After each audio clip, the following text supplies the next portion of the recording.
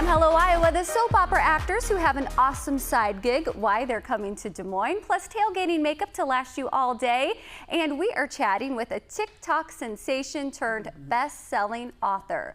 Before we get started, though, we have to catch up with our own Erin Kiernan. It's been a while since we've had you on Hello Iowa. It's been a long time, a few months at least. And you had a great summer with the family. It was great. It's taken me a while to be able to really put into words what it was like and how I feel about it now that I have like a little bit of distance from it. It was amazing, but simultaneously the most humbling experience of my life. So anyone who's stayed at home, you know, full time with kids, I think can understand that. I think all of us think when we're at work, oh, it'd be so nice to just be home, but it's a lot of work at home. It's a ton of work, and then people are like, are you happy to be back? And you know, I think for those of us who are very invested in both our careers and our families, you always feel conflicted, or at least I do, you know, and you feel like, oh, I'm falling short in one of these areas all the time. So that's how I feel.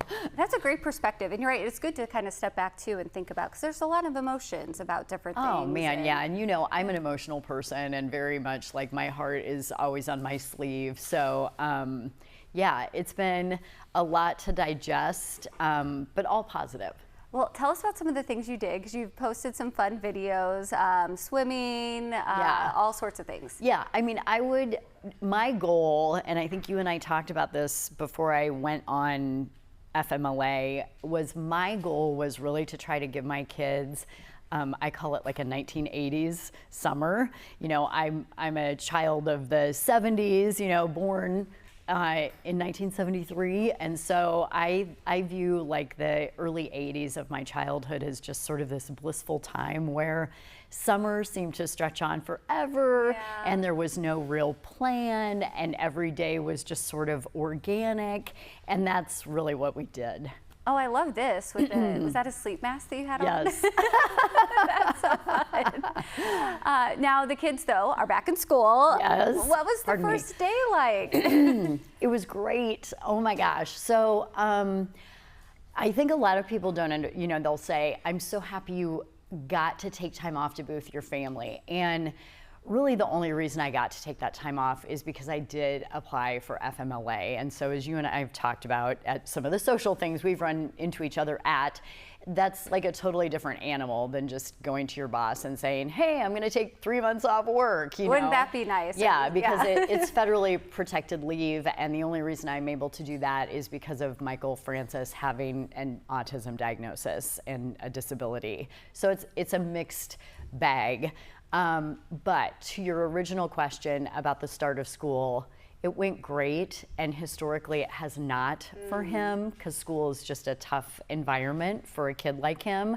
But the first day, and even meet the teacher, went really great, and I feel like it's because I was home and he is just more regulated and feels safe, and I'm more regulated and I feel safe. So, you know, it's like you can't like separate those things out. They don't live in their own silos. Yeah. It's all interconnected. So anyway, it was a great first start, and he's doing wonderfully.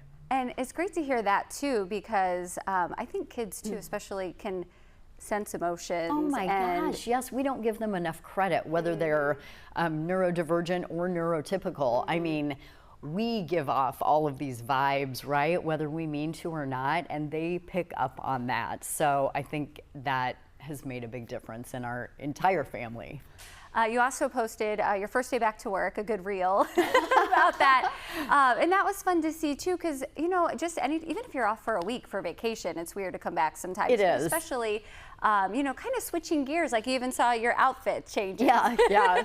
And I think you even posted over the summer what it's like, you know, not being on television, and even, you know, not having to get dress like with makeup and all the things. Look, this job is weird. It's so weird in so many ways, not the least of which is getting dressed like this for your job. And, you know, I don't know, there are a lot of weird dynamics.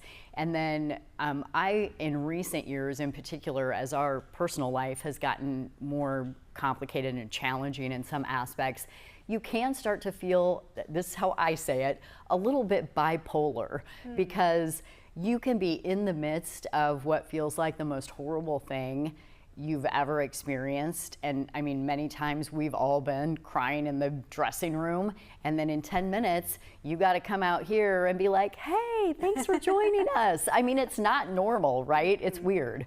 So yeah, but it's great to be back. I love my job. I love my colleagues, you know. That's the other interesting dynamic with a job like this, I think, is the relationships you form with the people you work with. Well, we are so glad to have you back. Another thing we saw too is you have... This is a deep dive, Megan. Well, our producer Sophie found a video with a foster dog. Tell us the story behind this, because it also reminded me we still need to have you over to play with Reagan. To have a play date with your dog, yes. Yeah. So this is what I'm doing. This is me being manipulative, passive aggressive, whatever you want to call it, where I'm trying to give my kids their dog fix without getting a dog. Because I feel like I cannot handle taking care of another life right now. But this is one of our babysitters, Allison. She actually started babysitting for us when Audrey was a newborn, so we've known her for a long time. And she always is fostering dogs from the Animal Rescue League. She's kind of in a position in her life where she can't have a dog all the time, but she, over the weekend, brought this dog over, and Audrey is just bananas. Potato is the dog's name. That's so cute. But one of my favorite things about that is Michael is talking so much more, and so you can hear him saying, I want to hold Potato. Aww. And I'm like, oh my gosh, it's amazing. I love that. Okay, we need to get the dog date together. Okay, yes. Glad to have you back here. It's great seeing you. We'll see you at 4 today on the TV. I'll be there. Thanks, Erin.